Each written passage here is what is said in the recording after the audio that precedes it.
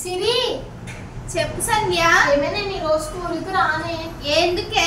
మా మమ్మీకి హెల్త్ బాగాలేదు, నిన్న భోజనానికి వెళ్ళింది. ఏం తిన్నదేమో కానీ వచ్చిన కాంచి స్టమక్ పెయిన్ అంటుంది.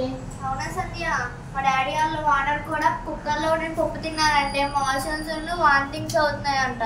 మేమే నిన్న నూడిల్స్ బాగుందని నూడిల్స్ తిన్నానే, అప్పటి నుంచి నాకు కడుపు నొప్పిగా ఉంది. నేను ఈరోజు స్కూల్కి రాని, మీరు వెళ్ళండి. ఈ డైజెషన్ ప్రాబ్లం ఏంటో కానీ చిన్న పెద్ద లేకుండా అందరికి వచ్చేస్తుంది. అవునే. ఏంటో ఈ పోతాం. కాలంలో మట్టి కుండల్లో మట్టి దాహంలో వండుకునేవాడు, పొలాల పొయ్యి మీద వండుకునేవాడు. మాకు ఏ రోగాలు లేవు, అన్ని పనులు మేమే చేసుకునేవాళ్ళం, మిక్సీలు గ్రైండర్లో కాకుండా. ఇప్పుడు చూడు కుక్కర్లో పెడుతున్నారు, బుయ్యమని సౌండ్ వస్తుంది, 3 రాగానే దింపేస్తున్నారు. అందులో ఉండేది గ్యాస్ కట్టేటి లబ్బరు, ఆ లబ్బర్ అందులో కరిగి కరిగి కరిగి దిగుద్ది నిదానంగా.